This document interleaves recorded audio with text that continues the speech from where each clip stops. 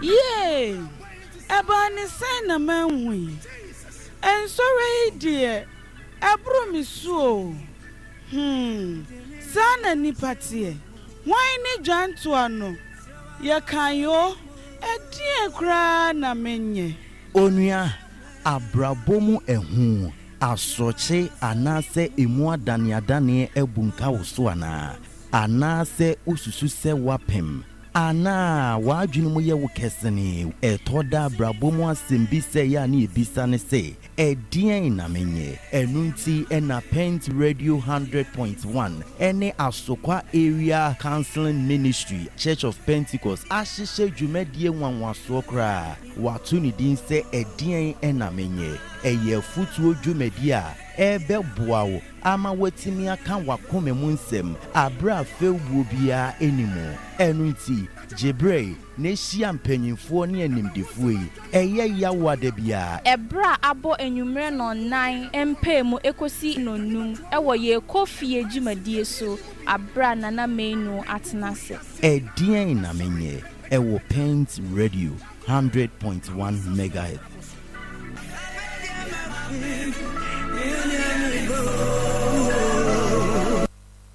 Okay, enti ebrana so kacha unia se ontwe men afidie no na yatenase ewo yenkufie drive no so on Pent Radio 100.1 megahertz edie na menye edie na menye nibre eno aso no na ene je yehwe on what do I do die na menye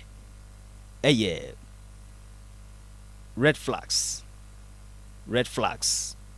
in relationship na enemafo ya be no ya na red flags no edaya no daya no pa ne ene oya e bi twa red flags si a e bi twa red flags si a we a red flag red bisa no say ede na ye ne red flag nso a na nyama ni bi ho beka no hwemudin outumu say kasa de na bread and butter enti I was see etimi hu what constitutes red flag and what does not.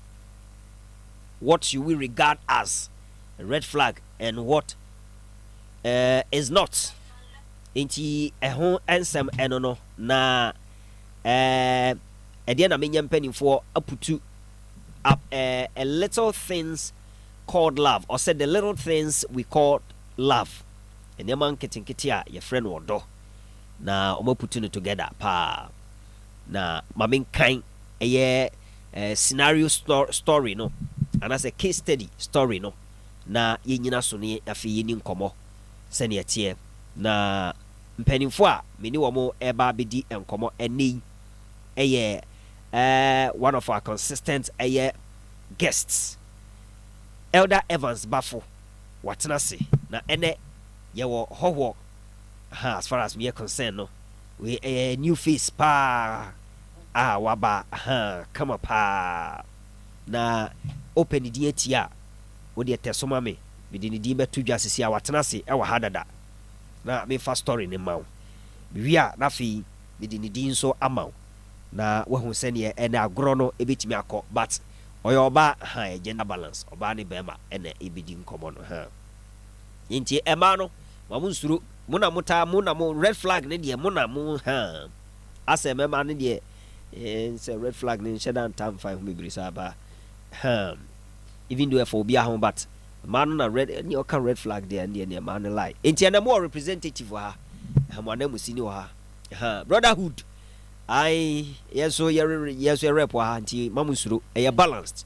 e be wie na bibia e fine pa the red flag and the red flag and e be hu ni nyina wa also during their second month of courtship Abena noticed that Kofi got quiet whenever she mentioned her male colleagues or plans with her friends. He would say it was just a joke when he called her phone 10 times in an hour and said, I miss you too much to let you breathe alone. God have mercy upon us. Roberto Messier. Now she told herself it meant he cared deeply. when he started making small digs about her outfit being too tight for a good girl. She laughed it off and changed it, thinking it was respect. Inti we abna any kufi naja omasha sie nkakra kra aya omu ye na awaresi omani so ntomu to anamo ene ewumu a na kyese toda abna ekasa na okofa ne namfo mema ho asem ebemu a on se na onua kufia wa edin aya se on peso beka ho asem obetima friend phone be don hwere ba ko no wa friend be yedu enyina so ma feel cry too much na kyese na omudidi mu a toda kwabena se kufi se abna se watade we di ase etia dodo di ma fine girl like you know, oh you good girl atade ni etia bo say ana she will laugh off and change it, thinking it was respect. Oh, so bo say wasre ano waye inti o say a year later afia chi no the jokes had become rules. Nyama asa fidi o kanan kakra say passing comment passing ko afidi abe mra da ho chinchina ya mra be da ho. Now Kofi scrolled through her messages without asking, dismissed her concerns as overthinking, and made her feel guilty for spending a weekend away with her family. He never hit her, never cheated, that she knew of. But every time she brought up how drained she felt, he flipped it. She flipped it. So abre adia no kakra krafi di omatna be ya fe. Afa ebedu baby na abena di ne phone to a wo say Kofi afa no ahase go through messages afa phone no kra nka so wo dey fa phone no ma me na me hwa de kra wo say wo say phone no da ho na kwabana ni atam there's any messages ya say so okumu ani hwe pictures ni ade oh didi mu to da kra na say unia che say abena eka Kofi asem say ne de mani cause wo dia wo bibia ni ho dia wo dwen too much. But every time she brought up how drained she felt, he flipped it. If you love me, you wouldn't question me. Abena started apologizing for things she didn't do and slowly stopped calling the friends who told her, this doesn't sound healthy. That kind of relationship na I say, me maba wakwa ni dia unafufo ma ni nyina na unafufo mema ni dia me sisi ame na maba nte o say uno cut o mu nyina off ni ade nti no na bi na kwa mo kwa experience here no to da kra na say abena ka so abre kra Kofi kire so asa say do me a ani ma bi wo kra se bi abena da wote na ka Kofi so say do me nka wo ngi machinye ni ade nti e basa na kakra fe abena ase ni namfofo anka oni omu di agro ni omu share jokes ni ade kra no afi de ontimi pom fra omu biom oja omu frɛ okona okotwa weekend woni family ho kra na still has a Kofi doubt in the manima. So now there's an engagement ring in her drawer and wedding plans moving fast. Her family thinks Kofi is perfect, responsible, presentable, serious about marriage.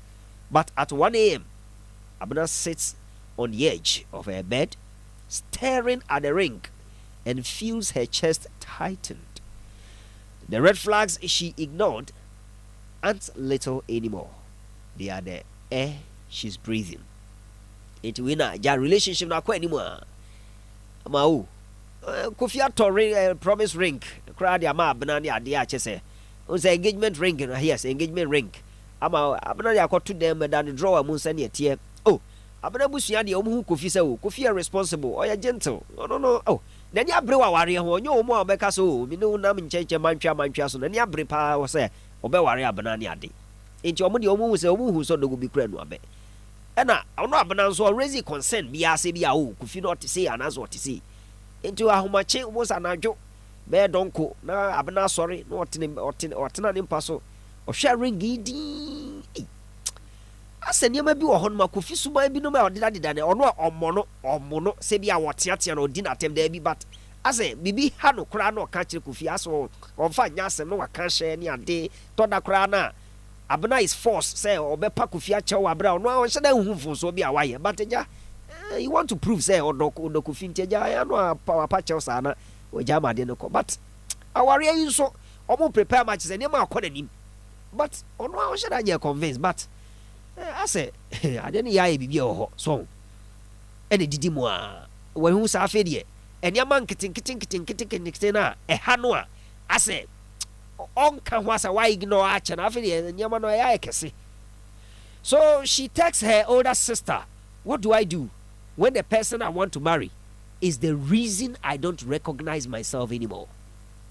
Iti umana we de afa de ade na me abna and or send his text message come and his sister pen no bizan say me who say nipa na me ba be ware no no afa nipa na ma lose self esteem yes I say afa me akasa kra me nsa nyi me hu kra deep kra bi I say me afa de me bu me ho abomfia wo nipa na ni me hu na I say nti e basa na de na menye eneja what text ya kwa command nti ne tentene ne tietie nyina ne sa abena ne kofi na esi so na chese ohwe kofi ne ye na kofi nya ware abena but from the story no ase kofi aye nhyeso ne ade to da ma me hwe phone so messages ne ade ne ama bi ne ma ne bi o haya na ya bote but abena so mpese obelusu kofi ohum ne be ade na akwakoye no kofi ntene ne nsa mo no o mo abisu no but ase ne emotions ade ha no kra no ka che kofi a ase na kofi a wa brush ne aside na ade na to da kra na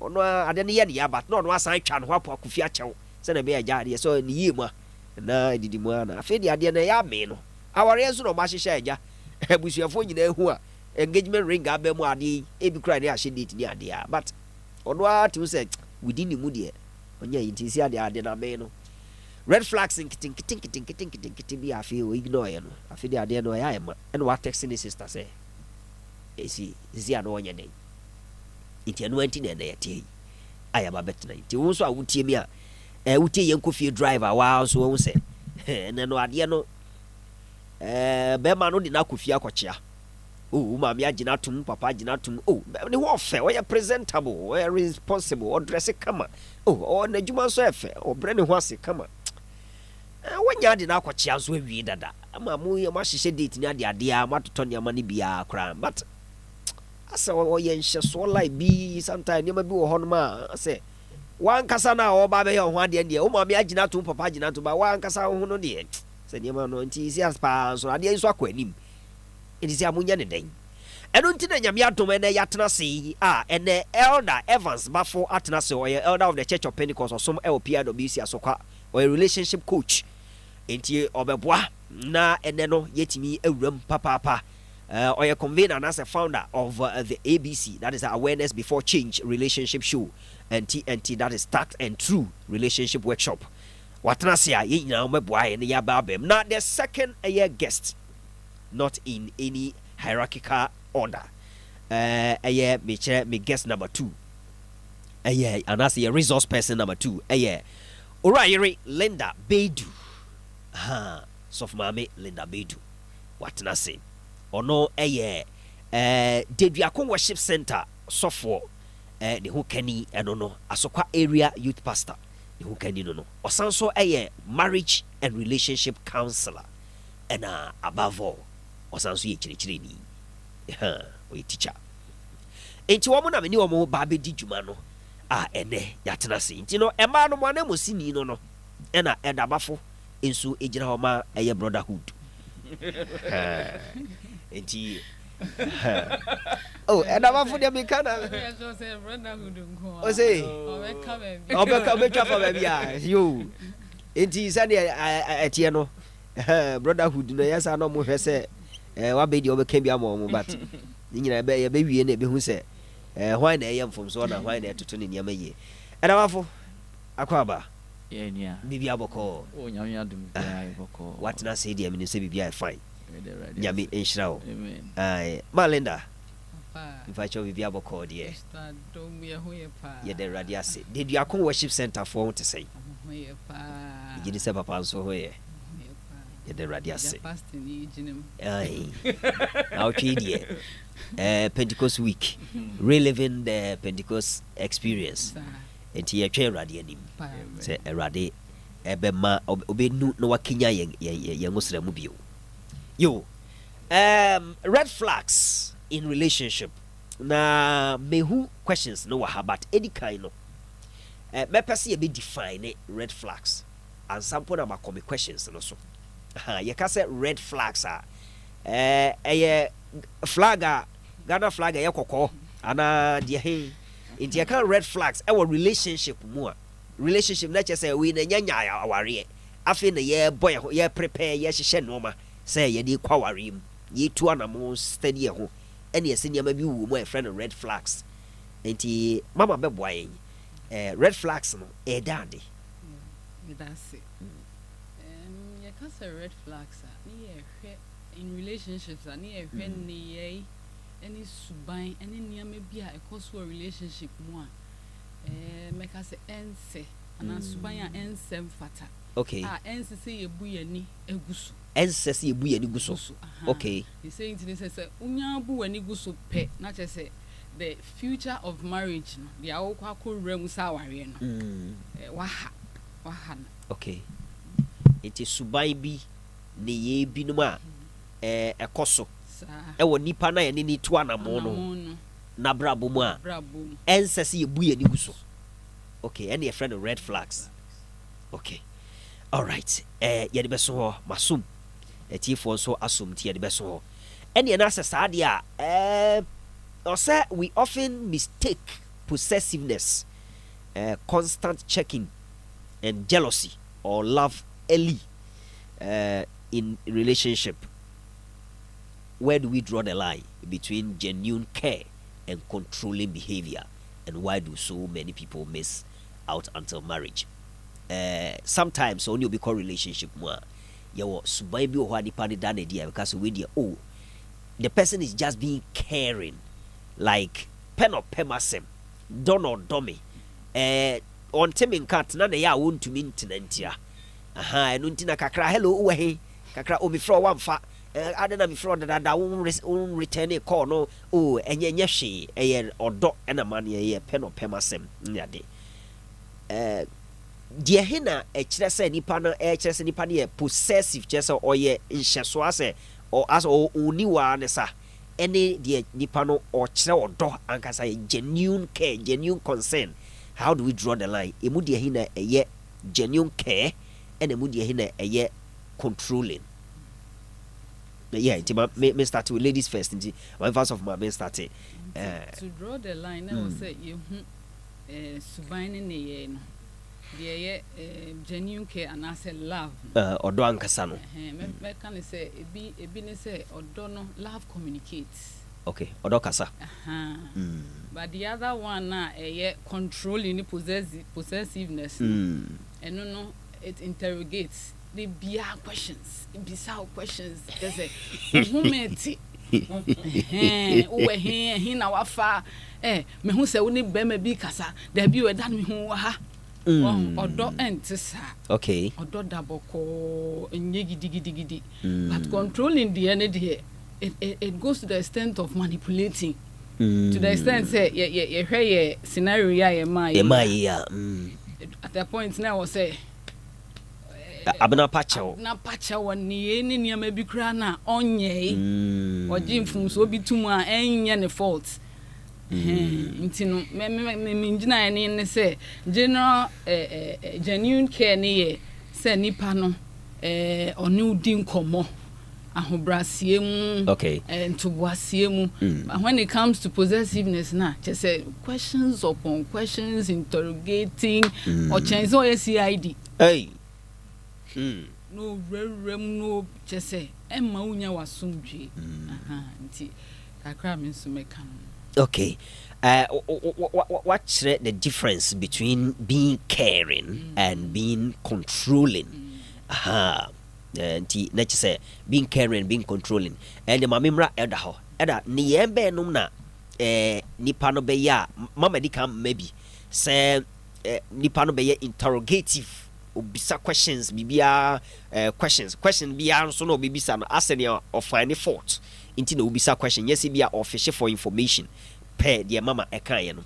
What other things the other ones be na ti ekire say me hu say nipa no ya men ka say we dey o or don't ya nemum ade bia enye pleasing na e was say ye pe ho asem ka meda wase Didi kind of although some little part of jealousy. And a jealousy no na ema o oye wadwen say nipa na owo hono obeso ni muye. Okay. To manen umma obi nji influence. But odo sawo akwanya ye man nipa no akwanya mani making the choices. Okay. Love gives room for choices. Ti nyankopon so odo ye. So he doesn't control our choices. He gives us room to make choices. It is the moment you are also giving that person room to make a choice of you and any other person. It is say any other person is so much tighter than you are. Then you have to understand say, that is the kind of person you want to be with. And so if the person wants to go, you have to give room for the person to go. Okay. But the other aspect of say, oh, you're possessive, no. Say, you become very interrogative. The thing is that so you're possessive. You will say nipakoni yawodia. A sense of ownership. You will say nipakoni yawodia. A boy cry just dating no and a courtship no.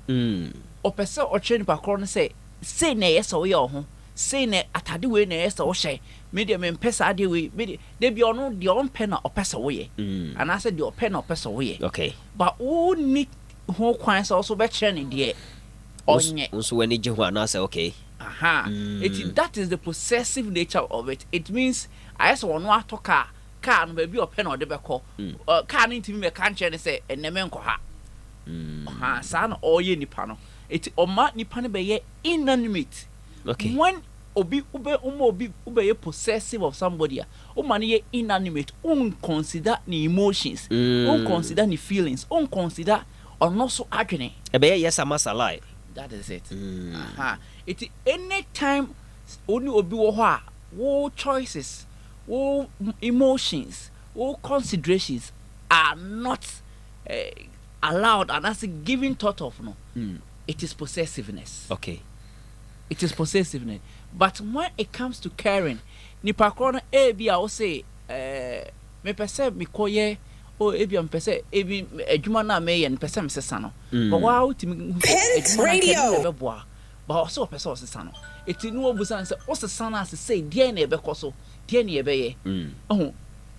Even in making choices that doesn't flow with you also, you have to also be part of Nipakono choices. No? Okay. And to be part of Nipakono choices, that is when we say you are showing love. And love should not go your way, but it should go in a mutual way. Baby, Fabiani, ubet mature odo. Okay. And yes, uncle, dear my say home, obo ha, even a sorry crown, ya leader, bibiangu. But my leader, so be a support no.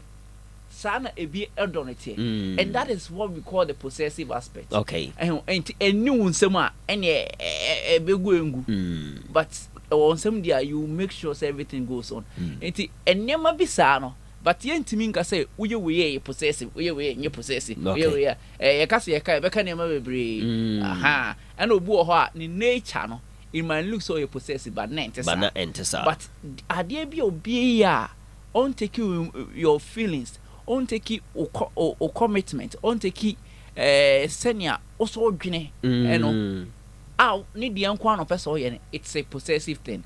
But say about there he even when you make choices he's able to go with you in the choices. Okay. Let's say it's a possessive person no na as ono kwa ni decisions no there was a standing. That is it. Pempi na said you no peno na ebe o say no na ye hwe ti eba na sa kwa ma olusu self esteem and ya main course of mame ho ma Linda edu and ye sesa na tie dia o dwen say osusu say e de nti na manipa bibiri entai hu niama etete saa no na yetimi tina ho kopim say last minute ebi wo kra na and sometimes obi won cry there are some instances, a few instances oba no timi say no after ya to bibia kra wi obo kwa engagement day no wo kra itimi akoye engagement na wi ya say the had friend engagement traditional marriage na akoye ne ho ade wi ba be wi wa saw them because I saw them also Pentecost practice there so for some bisa say mumie no munim bibia eno ntie ni kwan se ka mobomu a ho no kra na obitimi sesa na adwene because enti edi na manipa binom sometimes ye hu akopem that last minute ai timi krampo ko wura ware man sana afei de attending against us me that say na the American say bebre na ye entity their upbringing obi o ha bebi onyini ye no entokwa ne sa controlling behavior si ekoso pa metimi aka say bia we fie bi mu papa na control bibia o mane ma me kura home nti say we abofa na unyini wo sa environment here na do time I was so worry so hu say so be controlling and so be ye possessive of you hu say normal okay hu so because what you have been previewed to and then ma wu so wa fan normal okay nti baby a wunyini woni ntete ya wa fam na eno nso betimi ama na basa say ye be ignore ni nyina because hu say normal ye jamu sa ye nhwe han go si say ye be ware na afi nso make say social media nso etimi ama sa possessiveness ye to da telenovelas bia etimi portray possessiveness ne to say your true love okay and I am man bebre ni mema imrantie bebre so hwe sa telenovelas into bon say dum pempen so I was say o take it that action our relationship mu said I'll say no to this no a sign say wa share no hu ya building mentality towards it into na adwen nyina ne say no ye nti bon say na wa ye nhwe han na ade no afa no okay ti so for my kamienu babia nipa no ye fa no and social media influence okay me da say elder o de bi beka ho e de na be ma obi enyema we etete saa no aye hu no say red flags ye say ye di kan ka say so for my ate ase say red flags suban ne ye binuma o partner na wo ne no court no wo ne no courtship no no da ne dia any kwan so bu ani gu so because any kwan so bu ani gu so because e betimi ahamo mienu ana wo going forward accident na yetimi eyi ania ebinum timi yi ania even the cowrawarium is it one because omo need the capacity to detect it and I say mere oversight and I say bia say you brushing off and I say the emotions and the kata so and fear of losing the person and the my okay yentimi hu akopma a bit me I say where who cry okay where who cry no so no if I can say the basis of the relationship is very weak if I can say mind to me any commandu emre bia yeso hu nipa kro no okay to where who cry and that is it and e bo ho hu ye but odwen say nipa kro no besesa obo ho onim say ade na new but or jinya akopọ edi so mo ware obesesa ana obo also eye ne se obetimi okay any nipa konatna no matter what obetimi any nipa konatna and the other aspect is that when commitment goes in too much say odo hu hyem bebrea say ana hu kodim bebrea aha say so odo ne de ni hu akodim that is it it hu akodim a onim say u free ma ho akero walusu okay aha it say a branch area wa hwe oba school wa onim say oba no mu ade say na one nkofo kasa na enye but wa hwe no school am na wie it wu yes wu jana fees ya watwe nyina o ma na ebe yakwa aha but wa onim say oba na say o kasa nipa ho no enye but obe fan sa iti eno sa hu akodim iti wo de be kwa aware ne sa na de bia no aya asema ma iti eye sa niam we ene be ma obi ehu red flag so obe timatwi nani so menka na bibiti say mo say makase ye kinkan no say Pent Radio Okan bibi. Also wa fena ma o tun say it ha wontimi home ha bibi sa. What ansem ya ede. It is too good so because ene be me odome pa o. Wow. Nti no wa dwene nko ho. Okay. Say bibi say betimi aye possessiveness. I can't breathe without you. That's why I've been calling you. In the first instance, I miss you too much to let you breathe alone. Sir, I miss you too much to let you breathe alone. Jana no ding. Sir, Jana no ding. You know, Emma wajune no enko, but emotionally, is doing something bad to you. But the ajune enko. I remember I met a lady B, and the boyfriend catch her and say, if I can't have you, no one can have you. That's very serious. You see, if I can't have you, no one can. This can be a deadly. That's a way you do or die affair. That is it. But it's either me or never. Yes. But who you want to be asking? Yankupa fat tell Bemani and Tarudin home. And relationship keke. And now worry. Look at that.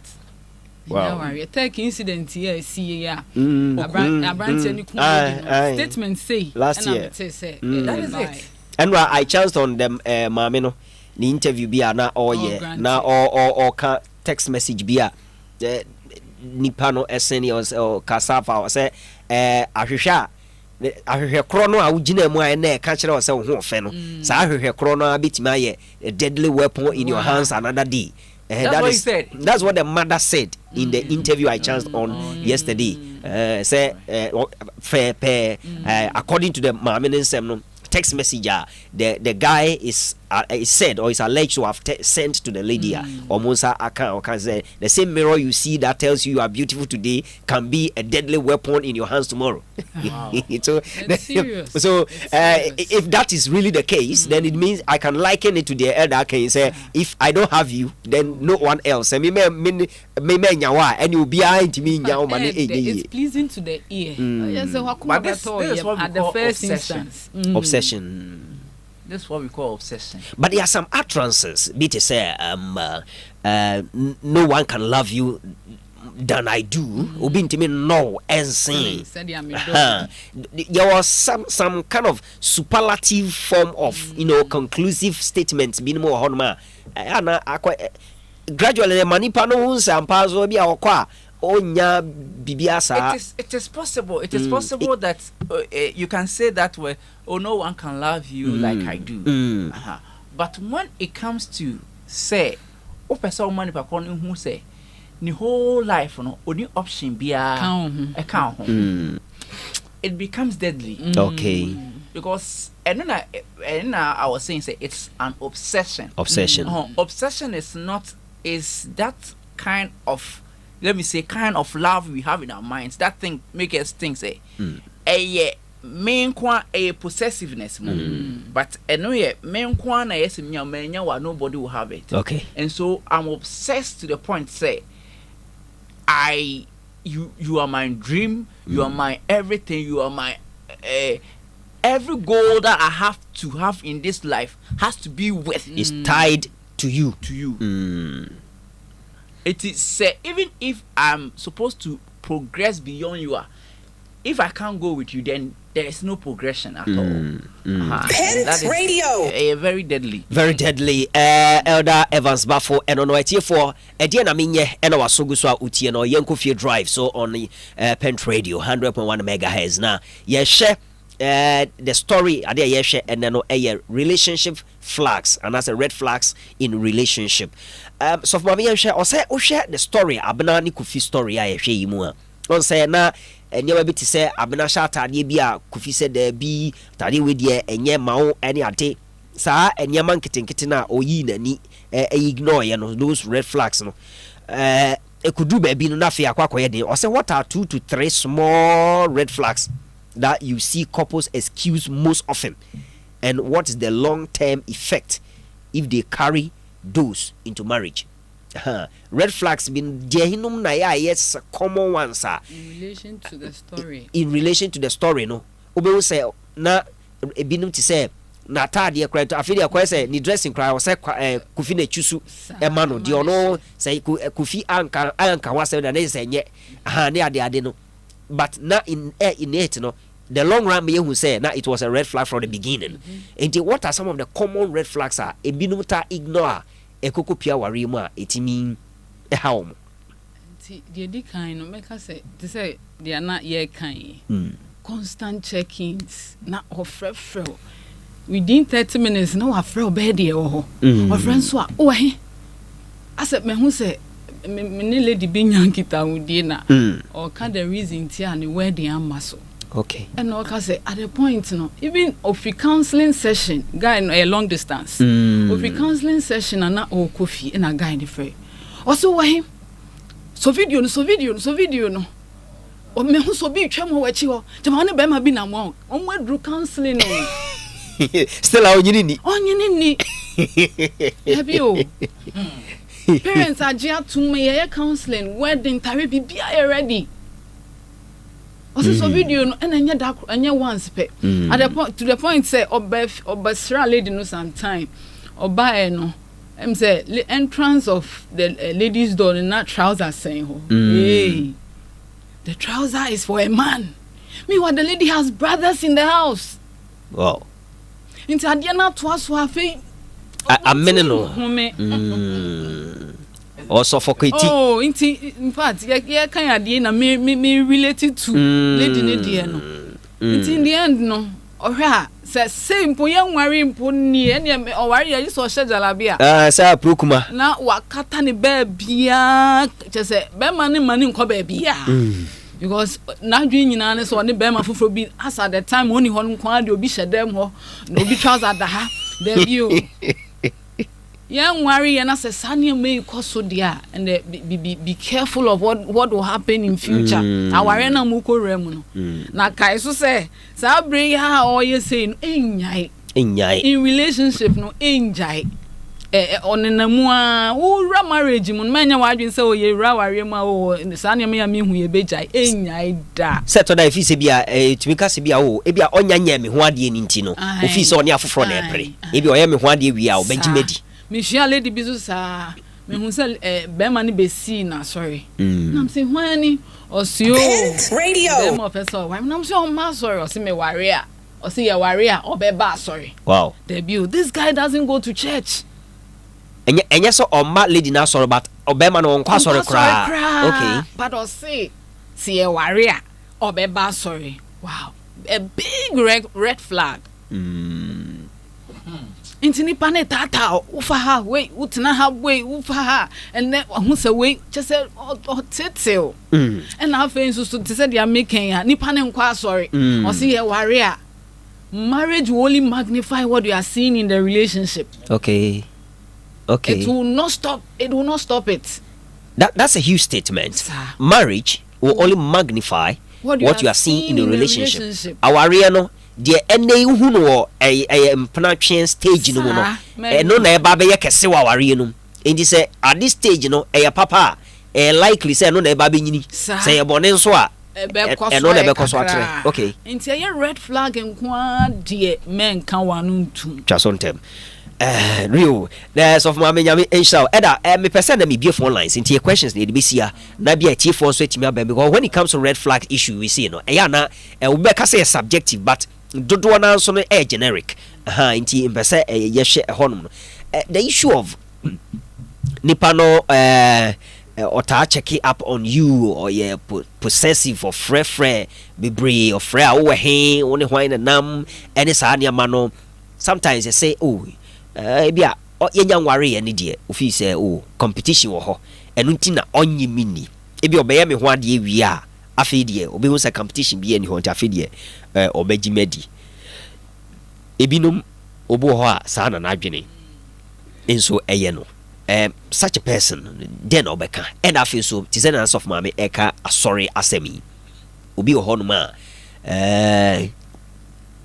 ebia na sorry a wo or say me me ware we so ba ma sorry ni bi especially man afem me from where I sit me nim say be ma okoware oba de ni ba na sorry se mo ware wi na se mo mienu mu adwene akoba nkrum so bia nkɔ ne de a fine ba pay where I sit. I know say be ma ko ware oba o de ne ba na sorry. But a man no titiru mpem pi no be ma no we hia no to say ni nyame som nye on kwa sorry. But all of a sudden afidie o follow no pa di ba sorry o mu a to da say ye de brebre na chadwe enti o yen kakra yenya ye pope ni wie pek say kikiri wa hwe okro be ka cho sa sorry ni jai to da biti etwe red flag. Where do we draw the line? E was sa issue no ho nipa no obe convert by force worry we anaja mostly when you carry red flags, I put them into about 2 or 3 categories. Okay. Red flags here, ade bia you free yankopon ho. Inti ade bia you free yankopon ho bia a red flag. Okay. Ade bia ma wo nipa no. Wo ye your self-worth becomes lower than you have supposed to be. Ulusu confidence in your own self. Be a red flag. Okay. It's Sanya Maya ye kanyina no. Wow ni bema ete. Bema ni insia so them. Oh unqua sorry. And you think say this person but the funny thing is Obano so ubusan say Bema Ben oposa me pe God fearing person. You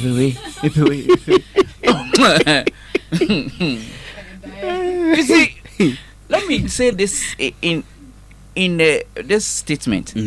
Any man without authority can never be in authority. Any man without authority can never be in authority. Bema bia on shep to me bias on yet to me friend do so. Okay. It's Bema on sorry on Yankopon it to me only even software and I said penny bia or shall I say sa to me no on to me enfa only be enti so only Bema ho no on sorry hey Bema ni be beti me obu okra waji Bema bi atum Bema na chechim de enti asori kra hu hia and he has accepted it but oba Pentecost be bon to so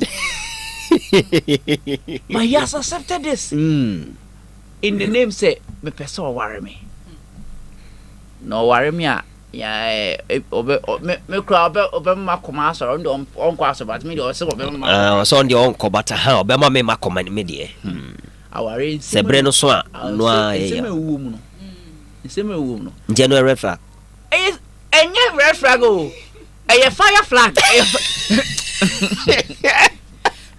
no run for your life sorry or say not a believer e bia na adwumanti anase bia ono no de on dia sorry de obi on person best authority bia onim say wo de oyes of maame onim say ono wo hia ono no ko wa sorry dada into on kan so be o ware a on dia wa na person ware obema wa ko wa sorry ono ebre so na so o ready so no be kwa obeba you a man among sorry honko pibi honko pen class honko pibi man radio as I grow yes but our remunsem no there are sometimes in marriage things are very difficult and when you don't have somebody who can take in authority and say this or that it will be very difficult.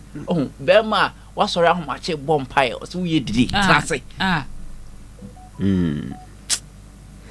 Let's just say and some ya Bema bi wo kra otimi kase obi kra timi kase otika say ono de ono nya kase say dia no anu nu ne sofo kra wo ne wo ye den kra obeka ne agise ono ana okay I say and also nti etie for me obe 3 minutes and 5 minutes me fa emfa course nti me bia homa no 0322 course na sha se bakra dada 0322 195594 minim say topic we no yebekum na nti 0322 195594 me pa choba man ye ntiem sanse me bre na so pa ye red flags dia kan dia no wa fa frim o experience bi share an example bi ma ne obone tell metimi kra 30 seconds nanka yakoye ni mo frefo di kama homa no so hello good evening Papa bacho odini me be of free ni di ma Mr. Flash ko pa me demandra okay baba na bacho me yenti o program na mo ya serious matter pa serious matter jana no de Mema, what is 36 years? This is my father, my dear. Now, Bema, Madame, and Nancy, Madame, not the same thing. Even after one of them, now two be now Chiana Korani, but to say, how could you pay the other and so far? As in Ushia Bema for now, Chianoa. Oh, okay. Now, okay. I thought there is a crowd of Aquafert. No way, Jack. The answer now, I'm on 1 year, my 1 mouth, and my 1 now, all the park of us are dinner. I don't know. That's me, your imagine so, but it's fine. You're what you are to take your 36 years, somebody only young. You see about one more young mistake.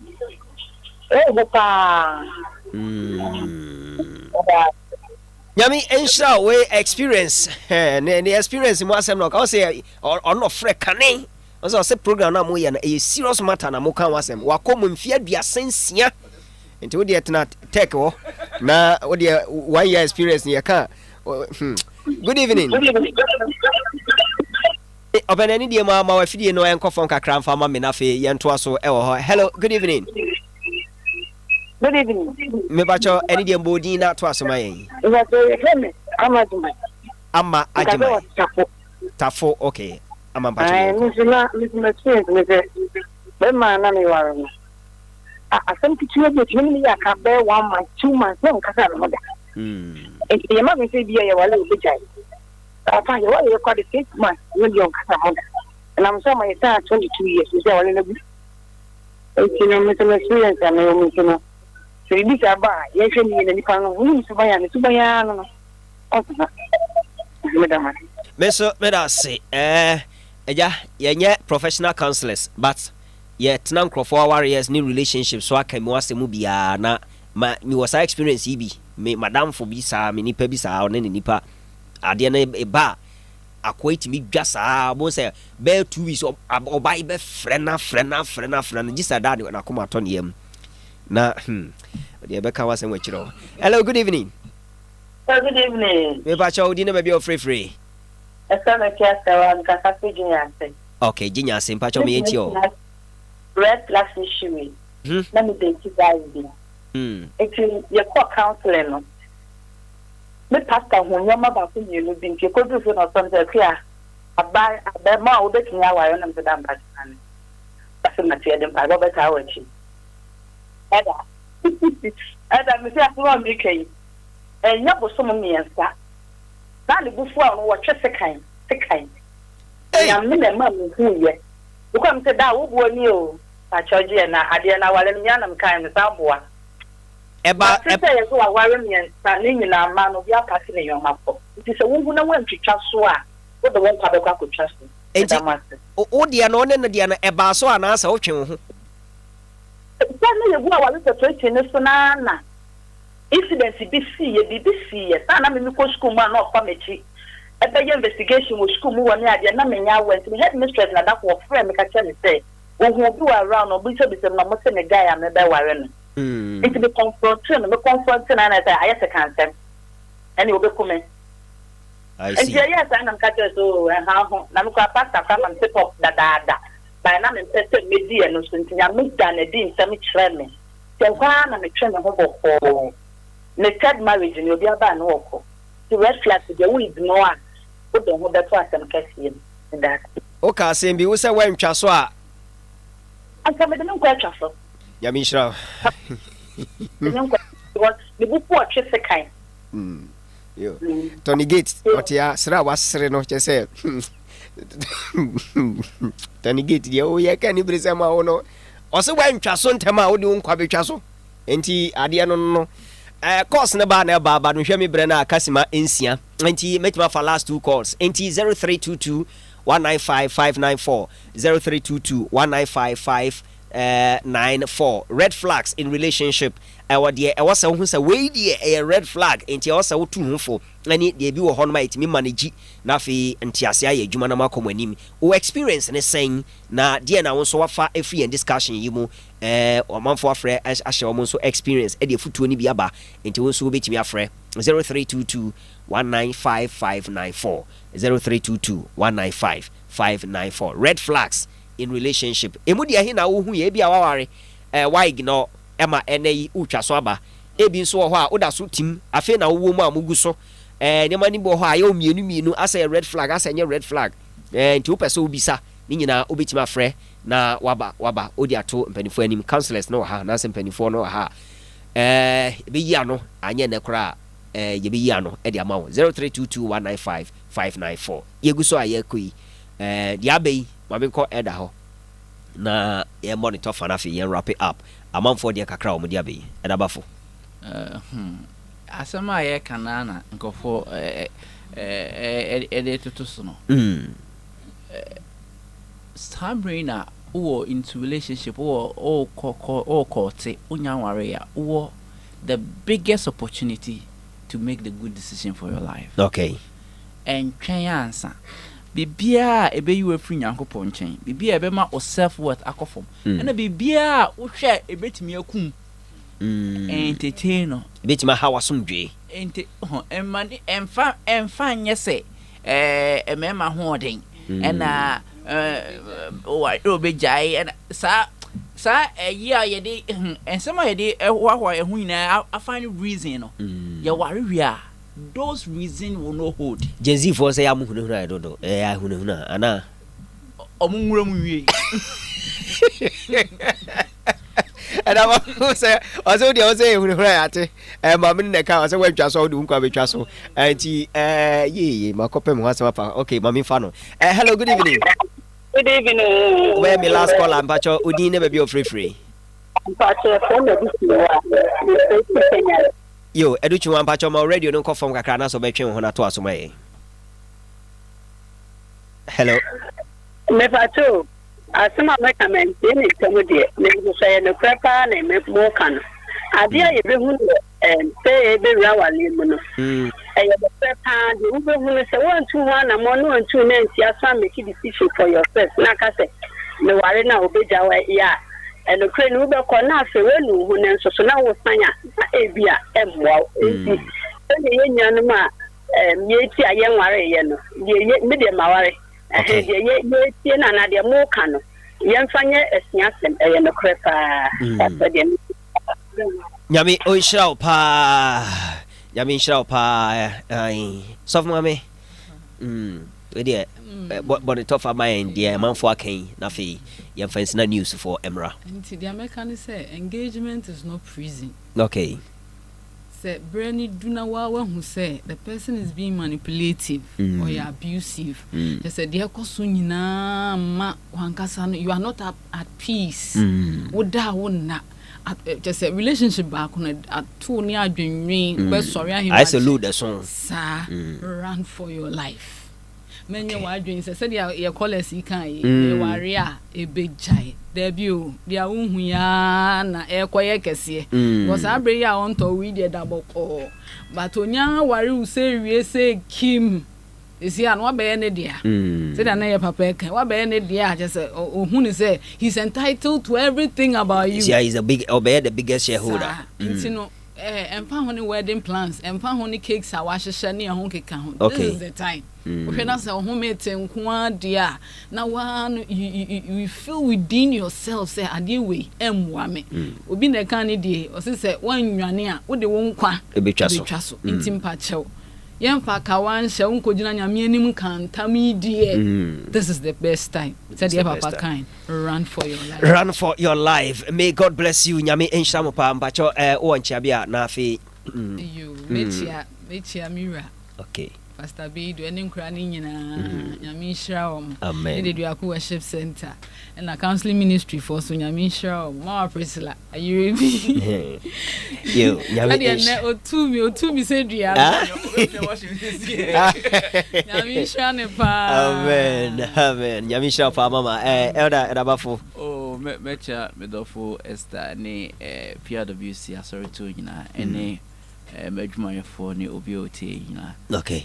Yami Enshamopa, Yami Adman. Next week, Yabesan Atwaso from where we ended. The relationship, red flags in relationship. 5:30 exactly here on Pent Radio, 100.1 megahertz. Meeting Eddie Steven Tete, the Continental commentator. EDC Yakwakofa, a news no Eddie about. One more any more a discussion and then Edda Evans Bafo and Afin son of Sophomore me a Mrs. Linda Beidu. Ono of Mame, wife of the resident minister for the Diakon Worship Center, Asuka area youth pastor. Or your marriage and relationship counselor and a teacher by profession. Yeniomo Eddie and Common. Midi Eddie Steven Tete, Midi see, Mijaw, I'm a news for Yakwakofa Cassiano Eddie Bro. Yami Inshirao.